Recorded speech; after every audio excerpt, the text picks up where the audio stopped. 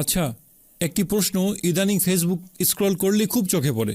কুরবানি মানেই তো ত্যাগ, তাহলে পশু না কিনে সেই টাকাটা গরিবদের মাঝে দান করে দিলেই তো হয়। কত মানুষের উপকার হতো, তাই না? শুনতে লজিকটা খুব দারুণ আর মানবিক মনে হয়, কিন্তু ভাই একটু ঠান্ডা মাথায় চিন্তা করে দেখুন, এই যুক্তির আড়ালে কত বড় একটি শুভঙ্করের ফাঁকি লুকিয়ে আছে। প্রথম কথা হলো, কুরবানি কোনো সামাজিক প্রজেক্ট বা চ্যারিটি শো নয়, বরং কুরবানি হচ্ছে একটি ইবাদত।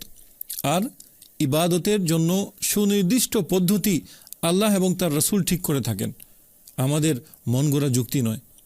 যেমন নামাজের উদ্দেশ্য আল্লাহকে স্মরণ করা। এখন আমি যদি বলি নামাজ না পড়ে আধা ঘন্টা আমি ধ্যান করব বা ব্যায়াম করব, তাহলে কি নামাজের উদ্দেশ্য পূরণ হবে? রসুল করিম সাল্লাল্লাহু আলাইহি সাল্লাম পরিষ্কারভাবে বলেছেন, কুরবানির দিনে রক্ত প্রবাহিত করার চেয়ে আল্লাহর কাছে আর কোনো প্রিয় আমল নেই।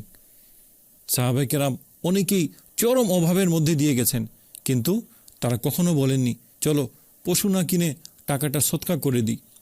কারণ ইবাদত ওয়াহির মাধ্যমে চলে, মানুষের বুদ্ধি দিয়ে নয়। এবার আসুন একটু বাস্তবতায় আসি।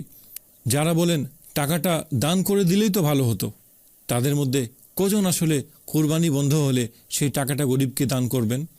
তাছাড়া সদকা আর কুরবানিকে মুখোমুখি দাঁড় করানোর কোনো দরকারই নেই, কেননা মুসলমানরা সারা বছরই সদকা করে, তার উপর জাকাত দেয়, ফিতরা দেয়। জাকাতের কথাই ভাবুন, শুধু বাংলাদেশেই হাজার হাজার কোটি টাকা, আর সারা বিশ্বে তো বিলিয়ন বিলিয়ন ডলার মুসলিমরা প্রতি বছর জাকাত দিচ্ছে। গরিবের আর্থিক নিরাপত্তার জন্য জাকাত সদকা তো আছেই, কিন্তু কুরবানির উদ্দেশ্য আলাদা।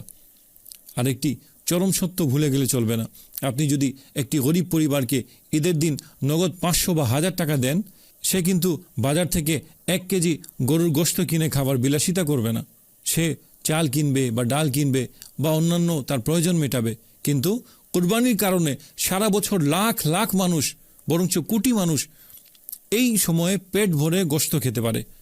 এবং গোশত হচ্ছে প্রোটিনের অভাব পূরণের সবচেয়ে বেস্ট একটা সোর্স। এটা গরিবদের জন্য একটা ফুড সিকিউরিটি। আর আমাদের গ্রামীণ অর্থনীতির কথা চিন্তা করেন, লাখ লাখ প্রান্তিক যুবক ও খামারি সারা বছর এই একটা দিনের আশায় পুঁজি খাটায়।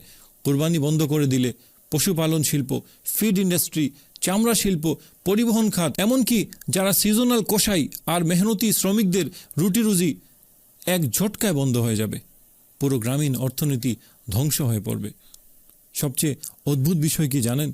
আমরা যখন দামি আইফোন কিনি, ল্যাভিশ বিয়েতে কোটি কোটি টাকা অপচয় করি, টুরিস্ট স্পটে ঘুরতে যাই বা বিভিন্ন বার্থডে পার্টি বা